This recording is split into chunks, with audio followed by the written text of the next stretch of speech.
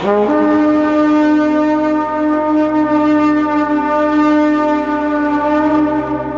is this? Welcome, Vikings fans. This is the FullSkol podcast. Let's go!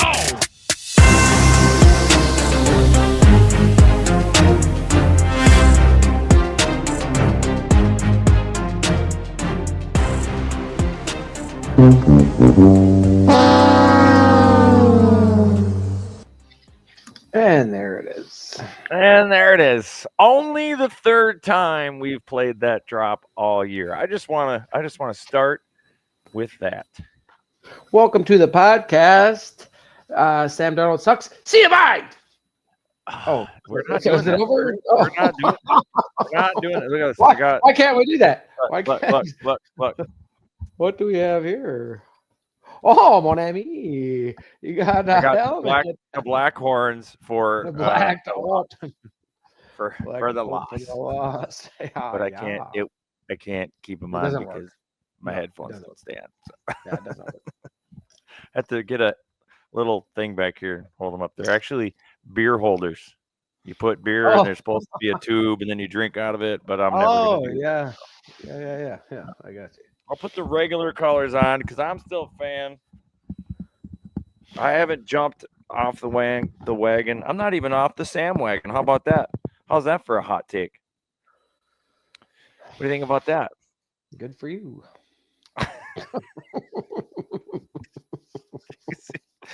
You seem so negative. I'm not very positive, I'll tell you that. I might be a little bit neutral, but Yeah, it was not a great game, ladies and gentlemen. Welcome to the podcast. Obviously, if you've been following along, Week 18, the regular season is over. It's done.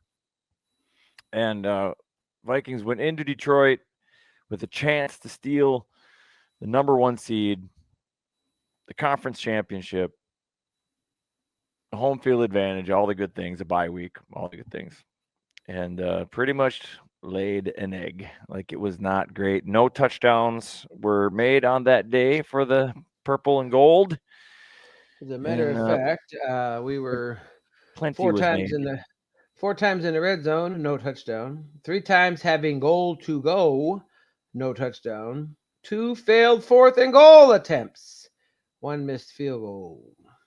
No other NFL team in the last 30 years has done all of that in a single game. See? Breaking records, baby. Breaking records, yep. Yeah, It's but either well, here's the way my going or all the way not. here's my take on that. And I just read somebody's post on a comment on one of my posts that I made. And he's like, well, which game would you want to have him have a bad game? Like, he hasn't really laid an egg all season. He has a couple rough patches, but they weren't terrible. And if you had to pick and choose, would you rather have it in the regular season or next week when you're just done? See, the silver lining to this is really we're not done. We get to play again. Mm-hmm. The sticky or the prickly silver lining, though, is that if we win, if we go to LA and beat LA, we have to go back to Detroit.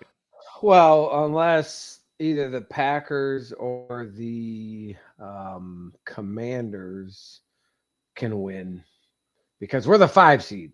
So there's a 6 and a 7.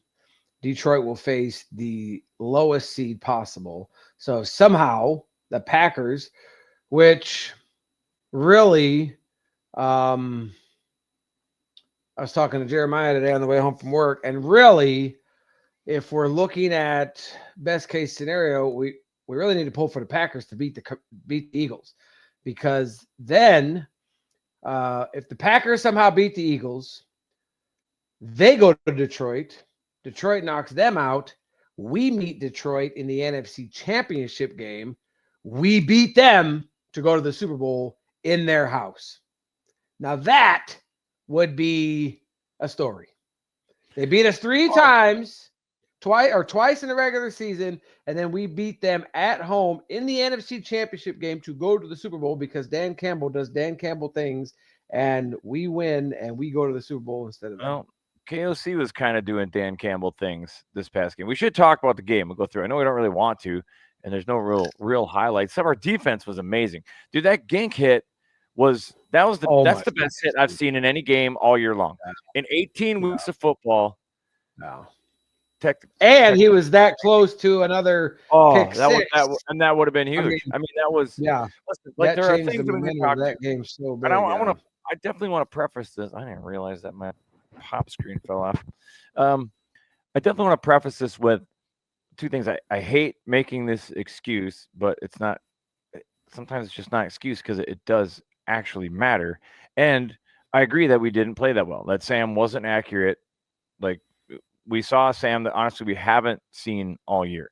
So with those two things said, it was so obvious that it was bad officiating. And I'm not even saying it was one-sided bad officiating because, it's not like they were throwing flag after flag, calling holds and stuff on us. They weren't. They were just kind of letting it all hang out, which, once Meathead kind of figured that out, well, he probably is like, shit, if they're going to keep those flags in their pockets, just rape them the whole way down the field. And that's pretty much what they did. And it's not even that, not even the receivers. Like, and I'm talking offensively and defensively. There were so many times I'm sitting there watching it, and I had a friend of mine was watching with me, and we were just like, we'd point, we're like, look at that hold. He did it again. Like, on the same play, the same guy would hold like 2-3 times, no flag.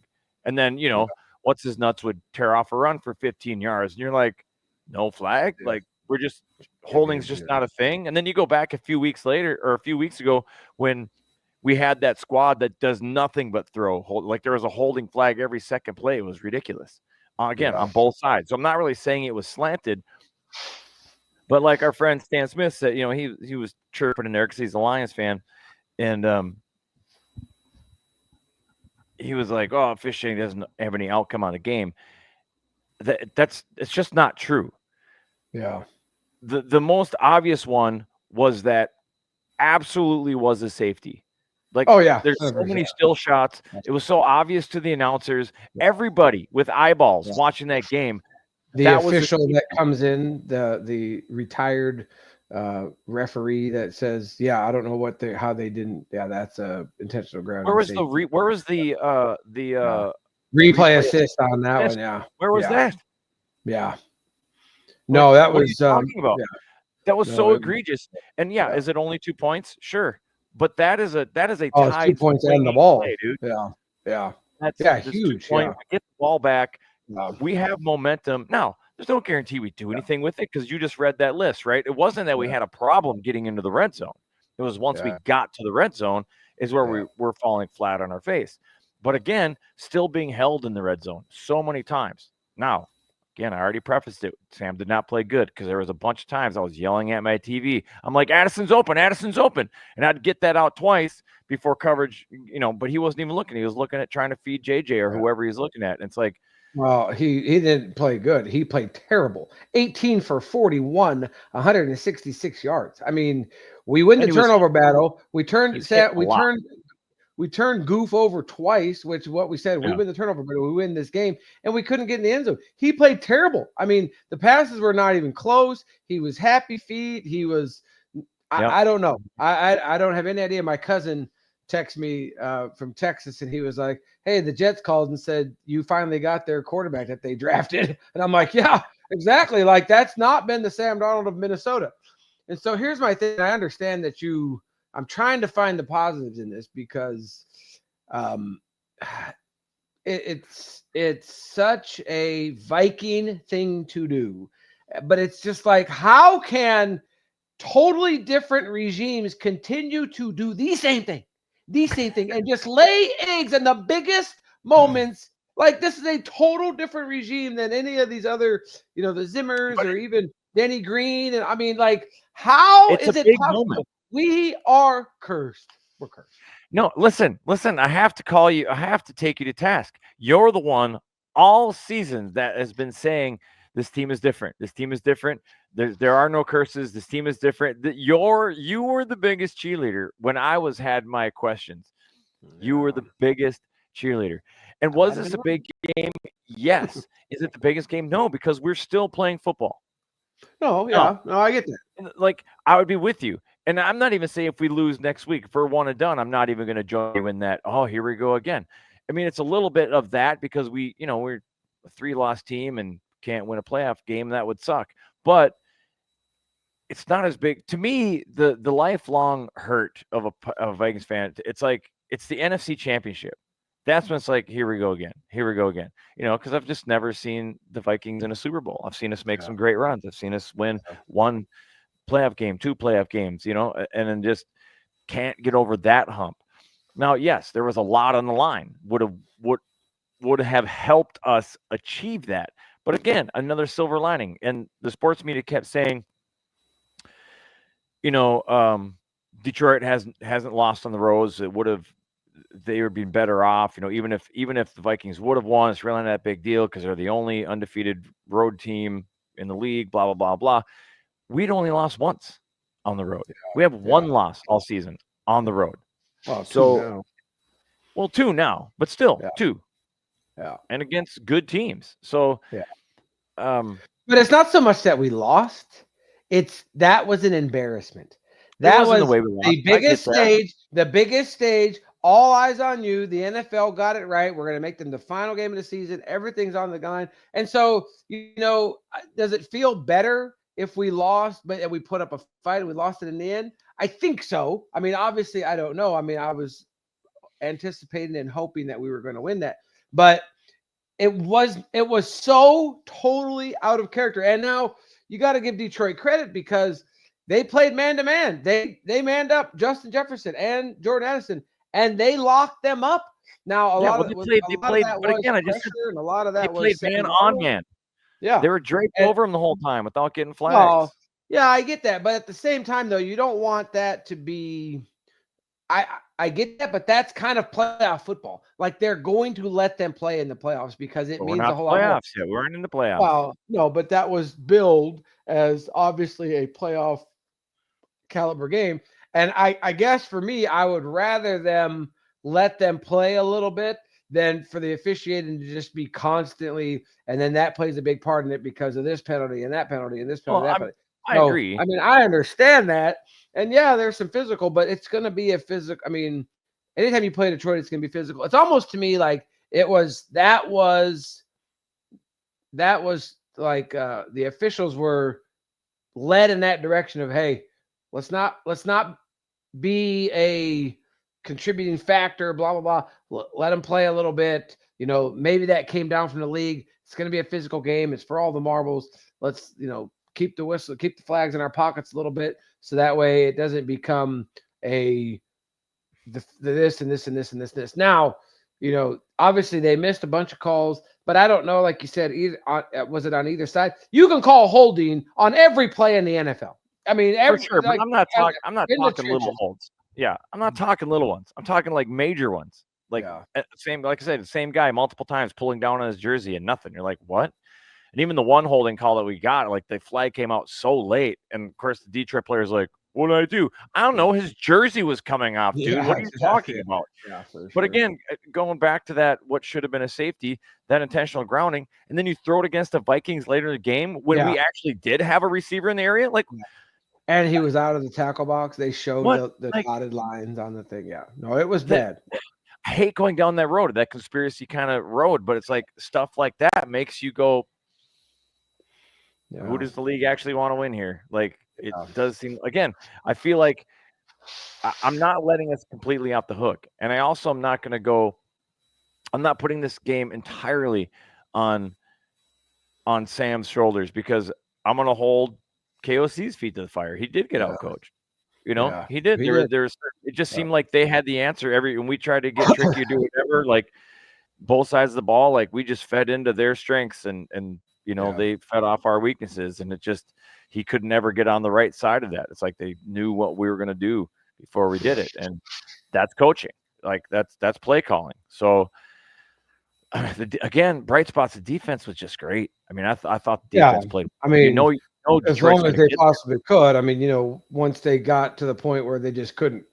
I mean, they were on the field so much and fighting so hard, Honestly, and eventually the dam just kind of broke, and then they end up running the score way up. But did the dam break though? 4 Didn't touchdowns for we Jameer. took Yeah, the over, dude. We took the Yeah. over. yeah. What was the spread? 50 some points. I kind of assumed that Detroit would get 30 points. They got what I thought they would get. I was just thinking we would get more. I Yeah, but really thought that. I thought our receivers Jameer Gibbs had 140 yards and 3 touchdowns. I mean, but they just, I mean, it was what, 10-9 or something like that at halftime, or 10-6, Yeah. 10-6 at halftime. So, and all the way into the third quarter, we were still just 1 score away, and then the defense, I mean, they just couldn't hold up. I mean, like, you just asked them to do too much. How many short fields we got? We turned the ball over twice. We stopped them on 4th down. I mean, all of these things, you can't expect them to just continue. And they just beat on you. I mean, it's a physical game. Detroit's known as a physical team, and it's just a war of attrition. They just, after a while, they start getting tired, and then boom, you can see where Jameer Gibbs just, they just couldn't get him down. And once he gets loose, I mean, the dude's good. He's a great running back, but we just can't stop we couldn't stop him. But you can't expect him to. They stopped him for 3/4 of the game. The real Vikings trauma that actually came out in that game for me was the kicker woes. I was just losing my mind right before the half, where Detroit got another 3 points when they got good field position on that wayward kickoff. Like, dude, it's a kickoff. This is the easiest play in the and now there's not even guys around you. You're standing there by yourself. You're standing there by yourself. Nobody can block it. All you got to do, you have the whole football field left and right. All you got to do is kick that fucking thing straight. That's it. And that was the second one. The first one, he shanked it like that, almost went out too. So I don't know what's up with Reichard, but he started the year so hot, and after whatever happened, his quad thing, he has not been right since. He's not been money. Yeah, KOC was asked about that in his press conference, and he said that was just a mishit. But he's of course he's going to be like, I got the utmost confidence in him, and the team does, and so he's got to believe in that, and he's a confident guy, and blah blah blah. And I'm just like, okay, he didn't look confident last night, and he made that one from 51, then he missed one from 52. So and it's not like he's like on against the Packers, he bounced it off the upright left. And now he misses wide right, so he's all over the place. He's overcorrecting. Yeah. The shank on the kickoff, that was a duck hook left. I mean, so that there's definitely.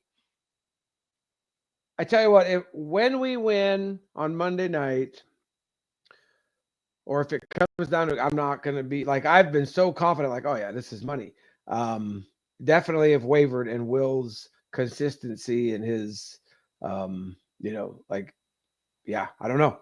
It's I know KOC said that, but also like we kept going for it instead of taking the 3 points. Not that those 3 points would really have done us any good in the long run, but but I think, like you said, I think he did a little bit out of character. Dan Campbell's on across the field. He knows that their offense is high. They were just kind of. Like we were stemming the tide, but he wanted to get up a bit because he knew that they were going to end up coming. And so I think that uncharacteristically he went for it a couple times. I mean, I was glad that he could, but we have some serious problems in the red zone scoring. Like we can't run the ball in. It's what, second or first and goal from the 2. What did Cam Akers run down to like the 5? And it's first and goal.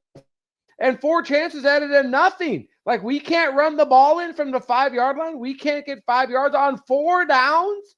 There's a problem there. And I know he tried to pass it and blah, blah, blah, all this kind of stuff.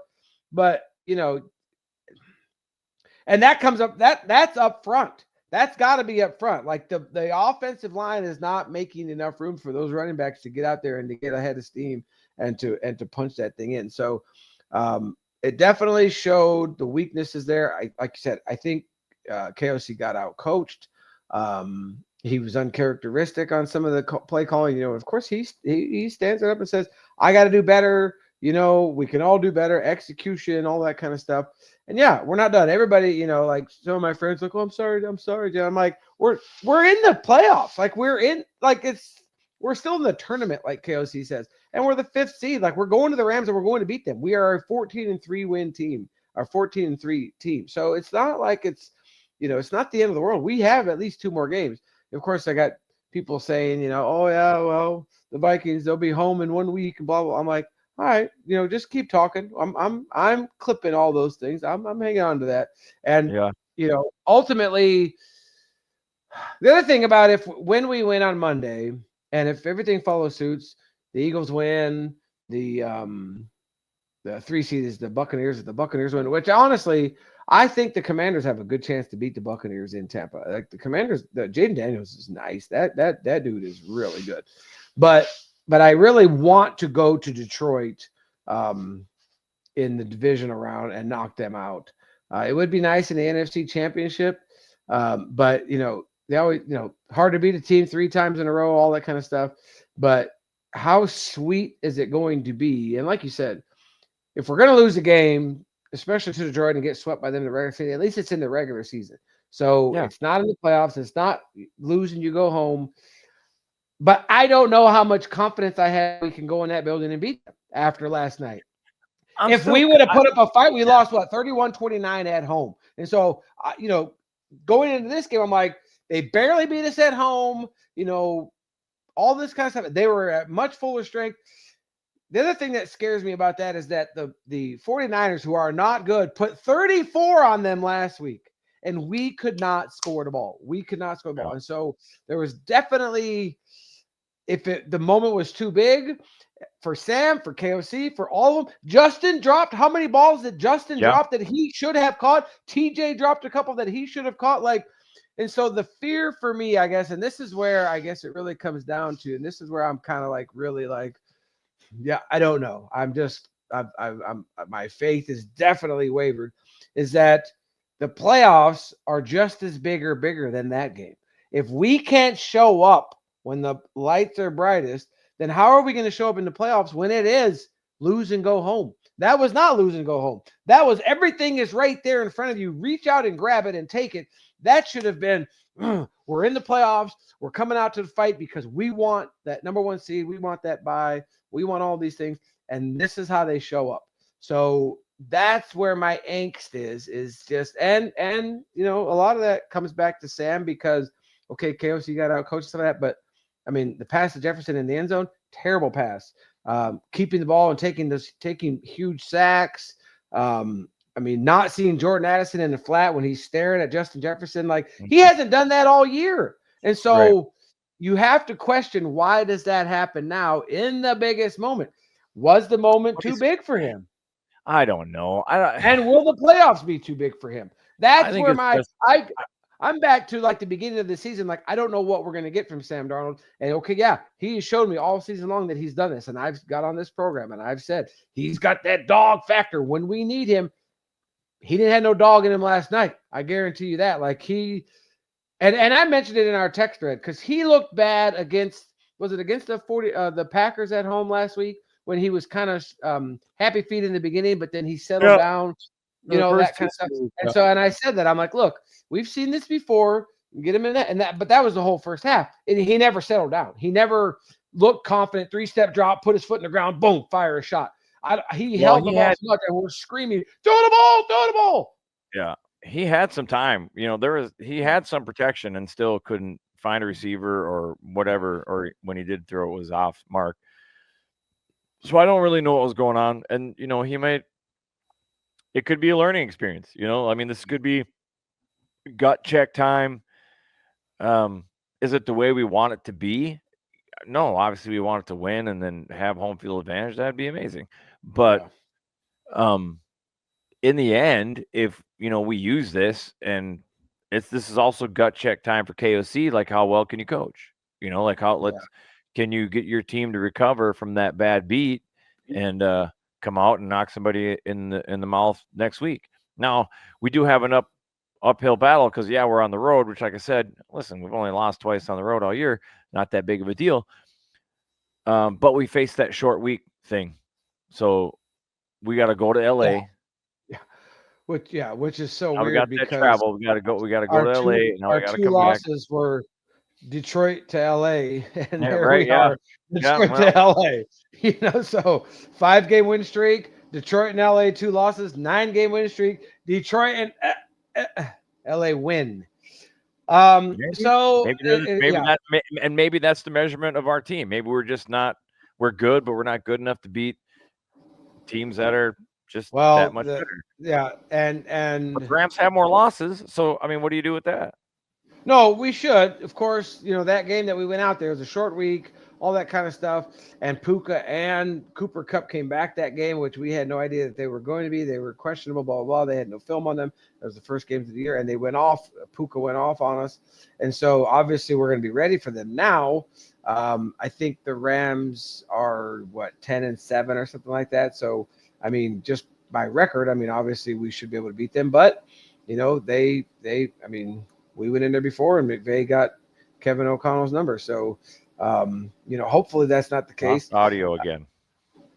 You lost audio again? I can hear you. Now, the last time this happened on the podcast and I watched it back, everybody can still hear me, just not you. Weird. All right. Well, can you hear me now? Can you hear me now? I got you. Yep. Good. So there definitely is a precedent of 5 seeds winning the Super Bowl. The last was 2010 with the stupid cheesehead Green Bay Packers with Aaron Rodgers. His one Super Bowl victory was in 2010, and they came in as a 5 seed. The New York Giants with Eli Manning in 2007, they won as a 5th seed. Pittsburgh Steelers in 2005 won as a 5th seed. So it's definitely not impossible. I mean, since the 2000, there's been 4 5th seeds in 24 years. So the odds are definitely not great. But the one, I guess, Philly is still there, and Philly would still be a really tough matchup. And obviously, if Philly wins like they should, we'd have to go there once we beat Detroit, if we can beat Detroit. But I think that if we can right the ship, and if that was just a total anomaly, and we can get some momentum going in Monday night, and we can win this game and get some momentum and get that offense going again, I really want to face Detroit, and pay them back, because I think that we're a good enough team to beat them if we show up. So that's the biggest question mark. They had another defensive cornerback go down last night, and I think it was pretty severe. So they did get Anzalone back last night, the middle linebacker, and he definitely made a difference in that game. He's their green dot. He was getting people lined up. He was aggressive. It's just a bad game. I mean, what do you do? So it was a bad game, but you do have to look at it like it's the aberration. Like the way we played this week was not how we played the rest of the year. Even our other losses. Our other losses, like that was such an outlier game. Well, we put 12 points against the Jaguars. Like bad on almost every front, it could be bad, except for the defense. I mean, I still think the defense did wonderful, and they did their best to bring us out of there. Again, Gink actually gets that and pick 6. Got a Gink 6, like that. That's a tide changer right there too. That's a momentum swing, And that's the other silver line. Like we were able to still move the ball, get into the red zone, and it sucks that we weren't able to convert, but we're still moving the ball. So it wasn't like it's kind of like what could go wrong. Will it was just for a whole game. It wasn't just for a half, like against the Colts when we were down. Had to this company. Well, but that was turnovers, and I mean that was just fluke weird stuff. This was just bad football. I mean, it was just bad football, plain and simple. I don't know. KOC is going to have to obviously look at it. see if there's something we can do. Can we roll Sam out? I think the screen game, I think there should have been a lot more screen game in that because they were bringing that pressure. Like, if you can drop that screen off and get, Aaron Jones a little bit loose there, or even Cam Akers in the screen game, and that backs their pressure, their thing a little bit, because it seemed like Sam was pressured a lot. He was pressured. He was hitting a lot. Yeah, like he was just getting up off the turf a lot. Yeah. Just a bad deal. So, like you said, we're still in it. It's not the end of the world. We have to go on the road. Can we do it? Sure, I think we can if they can get it figured out. But like you said, it could be a gut check for KOC as well, and just say, okay, guys, now how do we turn the page on this? And he had, in his press conference, he had everybody in this day. He's like, we got him in early. He said we didn't get home till about 3:30 or 4 o'clock local time. He said, so we let him sleep in a little bit, and then so we got him in this morning.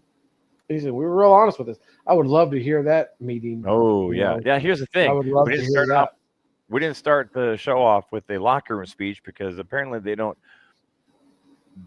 post those when they lose. Yeah, no, they don't. Yeah. And so the only one that came up was Dan Campbell. I ain't listening to that. So no. Oh my goodness.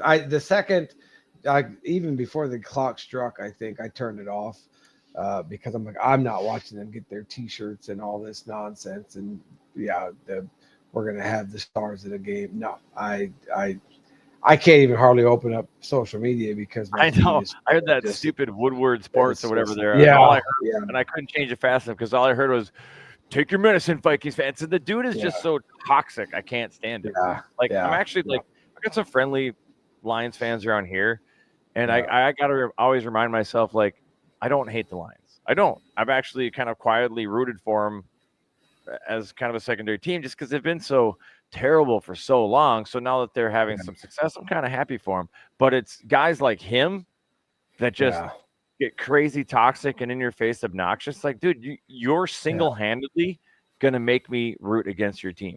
Like, I'm actually kind of on your side. Obviously not. I'm not going to pick you over the Vikings, obviously. But if the Vikings can't do it, there's a chance that I root for Detroit to go all the way. But it's like part of me with the loudest talkers, I'm like, I just don't want you to be right and have your fucking day because you're so toxic. I'm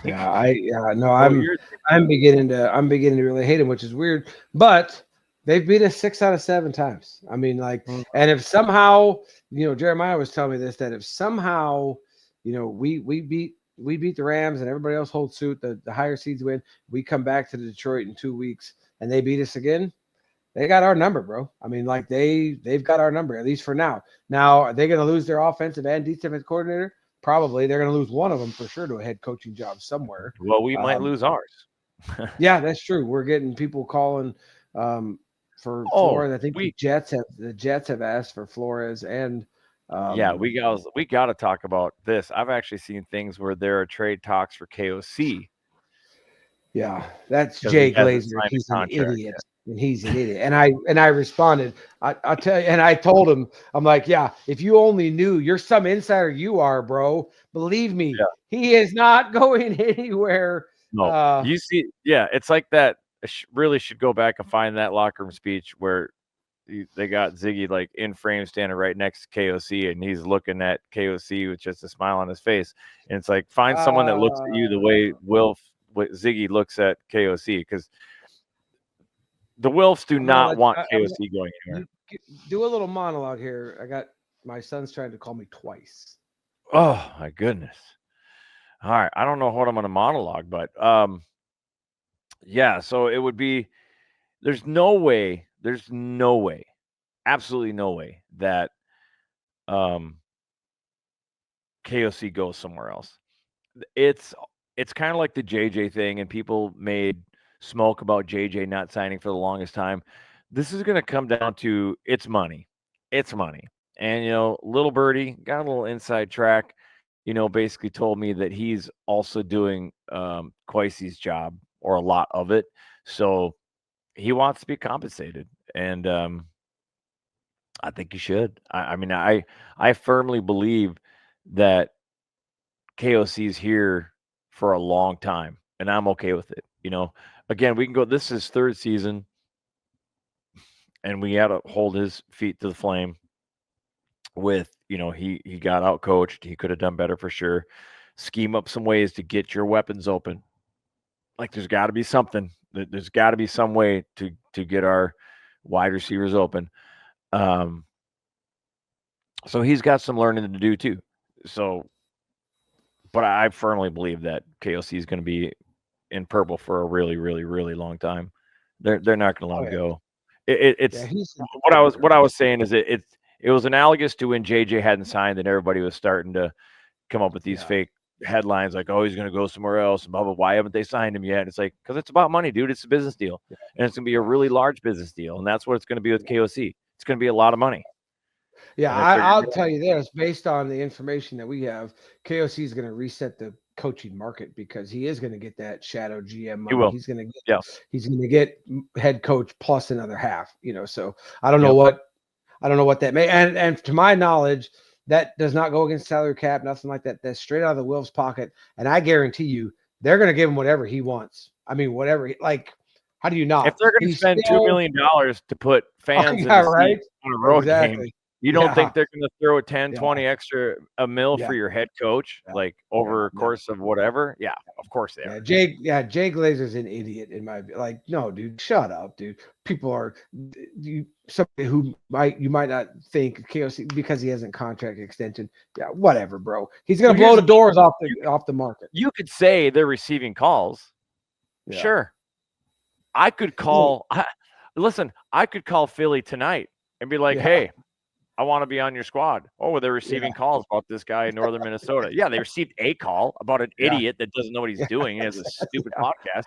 That doesn't mean it's a serious, like, that they're thinking about it. Like, somebody asked about that. All you want. It doesn't mean anything. Like, somebody asked KOC about it today at his press conference. He just kind of like, no, I'm not there. He's like, no, I love it here. I want to be here for a long time.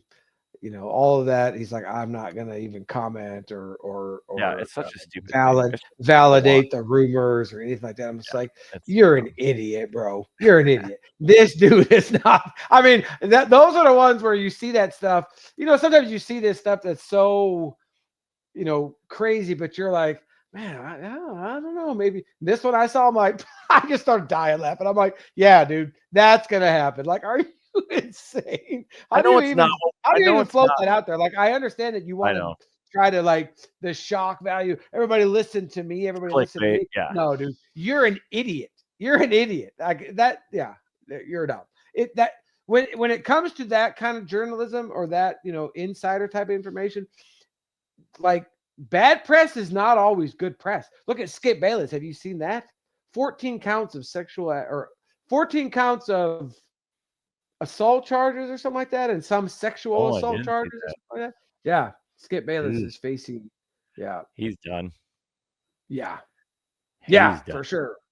Yeah, and I guess like 1.5 million or something like that in hush money tried to do or something like that. I don't know. This guy at work was telling me about it. I guess so. I guess I shouldn't.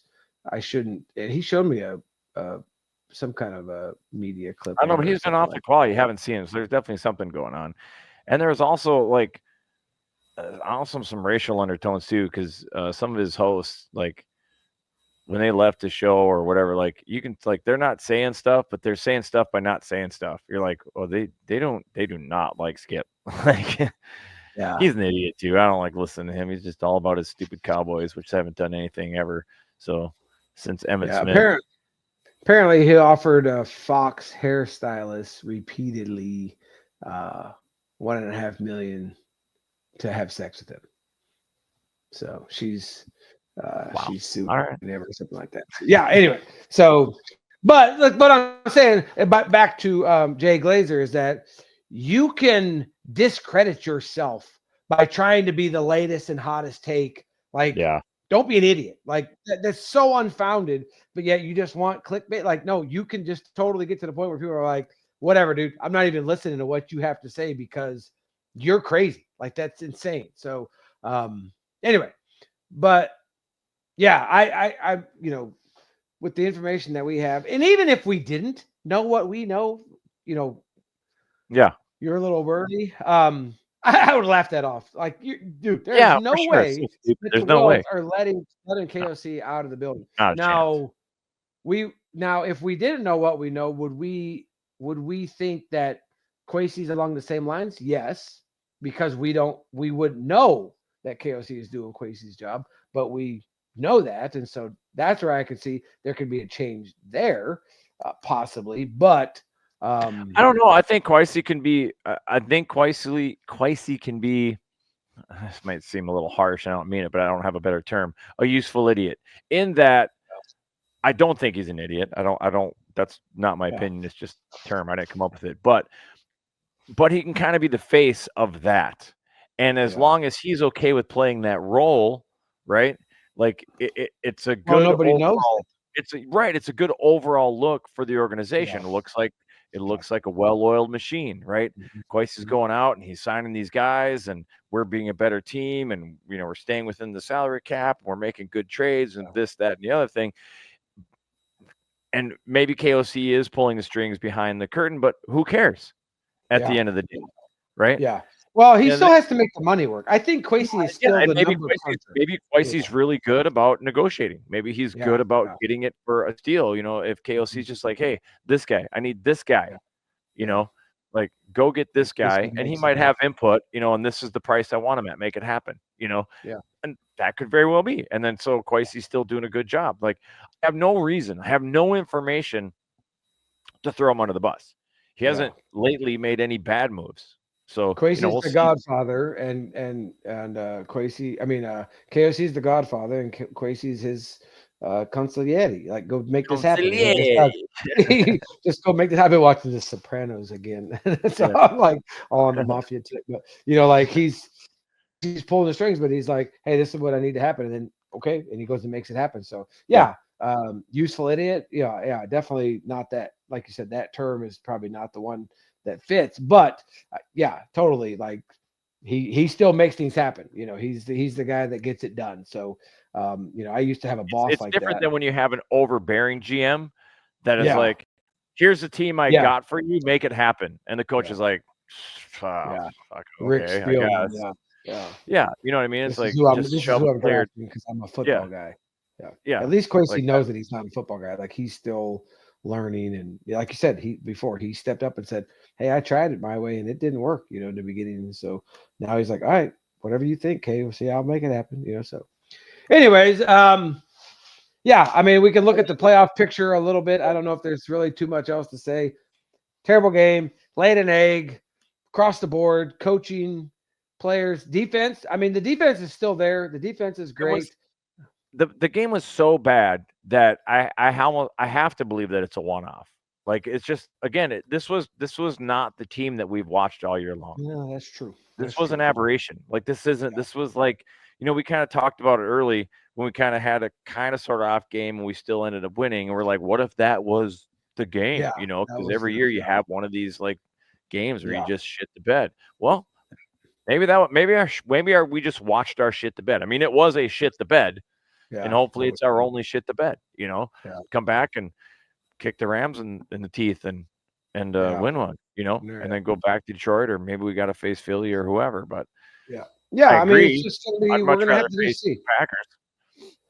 This week's going to be a little bit, I guess it's not really that it's a wavering for me. It's just, well, okay, let's see how we respond now. So definitely not the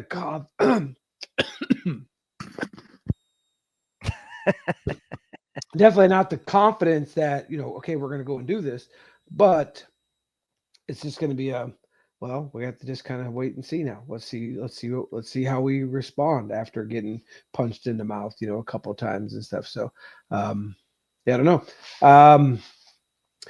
So we will know who we play though when we beat the Rams, because we are the last game again. Like, yesterday took so long to get to that game. That's the other thing, is that I had to wait so long. There was games on Saturday. There was all the games on Sunday. And we had to wait till 8:20 Eastern time last night. And then that's the how we come out and play after I watched all these meaningless, stupid games. I'm just like, can this day take any longer? And then that's the egg we lay. So it's the same thing when come this weekend. So Saturday, it's AFC. It's Chargers Texans at 4:30. Steelers Ravens at 8:00. That Steelers Ravens game should be good in Baltimore. That should be a good game. Well, Chargers Texans might be okay too. CJ Stroud's playing pretty well. And then Sunday is the Broncos at the Bills at 1:00. Packers Eagles at 4:30. So we'll know, if the Eagles win that, then obviously, they're holding suit. And then Commanders Bucks. So the NFC games are the second two games on Sunday. It's the 4:30 and then 8:15. Commanders Bucks, which actually that one's going to be exciting to watch. I really want to see Jaden Daniels. I think he could. He's good. And then we play on Monday night at 8:15. So if somehow the Commanders or the Packers win, then they'll go to the 1 seed. They'll go to Detroit. And then when we beat the Rams, we'll go to the next highest seed. So we'll know where we're going. If that, if any of those are upset or not, by the time we play on Monday, it'll be established. Okay, Vikings win, they go here. And so we'll see. I don't know what else. I assume my bet took a hit. Oh my goodness, dude. So as of, because when you texted me, you sent me that screenshot before the game. Yeah. So before the game started, which was, let's see, I sent this to you. I don't even know what time it was. The Super Bowl, Vikings to win the Super Bowl, was a cash out of $615, the highest. Actually, it was higher than that at one point. But it fluctuates like hourly, I think, almost. Yeah. I don't know why it fluctuates. So, but at the end of the game last night yesterday I sent this to you at 11:38. So right after the game, as I'm crawling into bed, I said, let me just look. 285. Almost, well, $365 difference. But it would have spiked way up had we won and got that seed for sure. Yeah, it would have spiked way up. I told you my estimation of that, if we'd have won that game, would have been over 1,000 for sure. Because you're looking at 8,000 and you're only 3 games away from it. I'm not pulling. I placed that bet when I didn't have any idea that we were going to be good at all. And so that money is gone already in my mind. And then no, dude, because listen, it can still happen. And if it happens and I get to cash that thing out and we win our first Super Bowl ever, dude, there's nothing going to be better. That's going to be the sweetest $8,000 I've ever made in my entire life, dude. So right now it's at 264. So it dropped another $21 between last night and today somehow. So, I guess if it was me, you're stronger than I am, because if it was me, I'd cash it out and go have me a steak dinner and say good season Vikings. And now of course we beat the when we win on Monday night, obviously that's going to jump way back up again. I've already got my monies out of it. Like, it's been so fun. Yeah. All year long. Like, you're right. It has. It's been so much fun. So I've got I wonder what the odds are. And forgot about it. So, well, that's true. Let me look and see.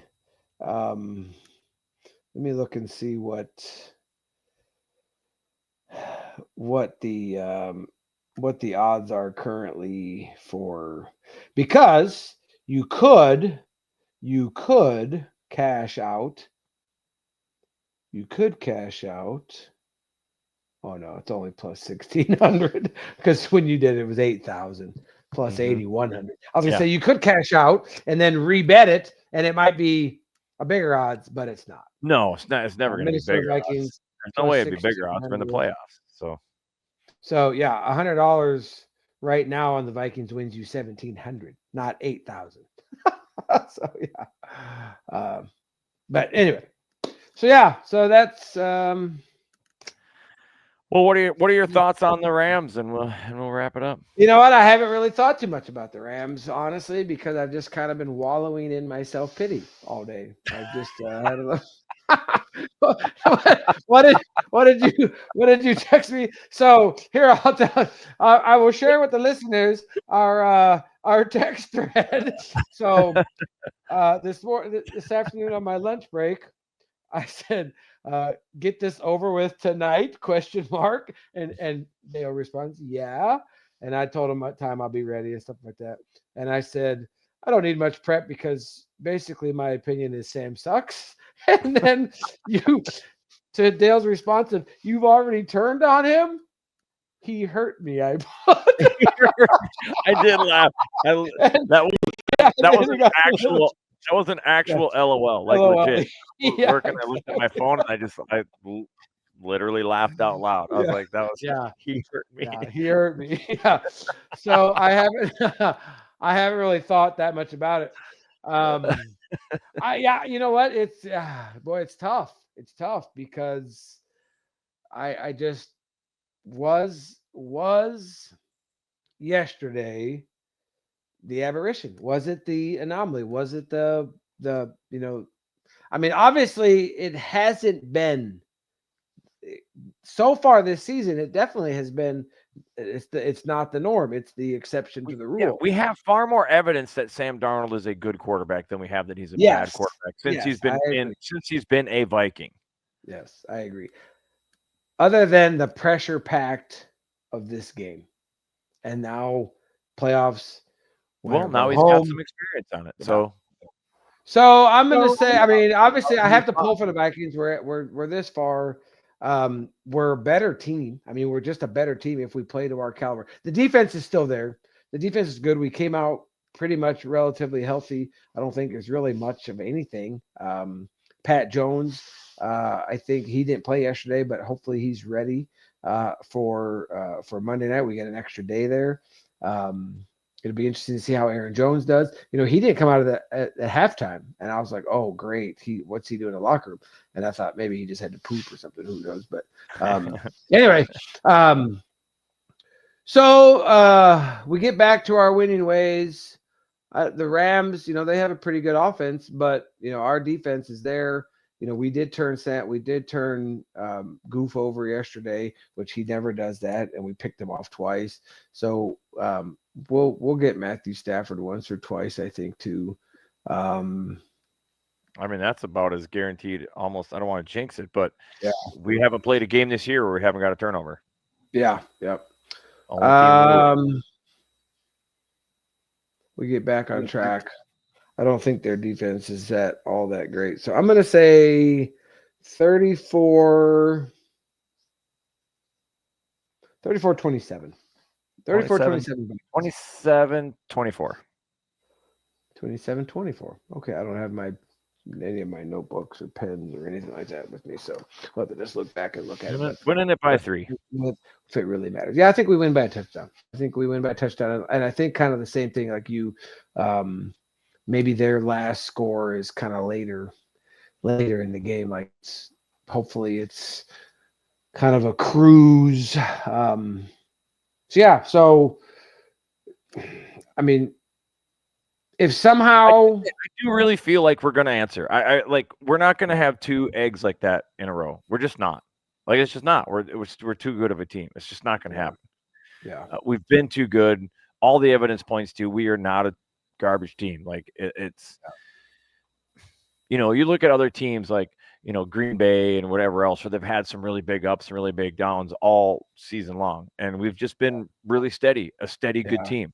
And last night was just not Vikings football. That was not this year's team. It just wasn't. It's just very uncharacteristic. The way we played, the way we coached, the way we handled everything. The only consistent thing was our defense was still pretty damn good.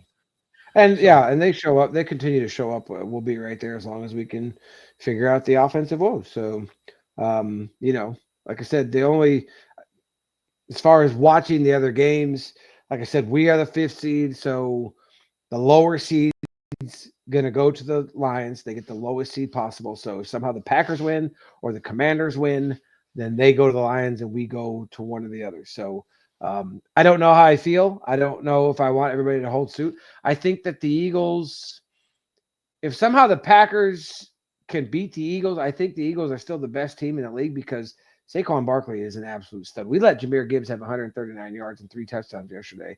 Saquon Barkley is half as much better, if not more, than Jahmyr Gibbs. So if we had to face the Eagles, that's going to be a tough out no matter who faces them.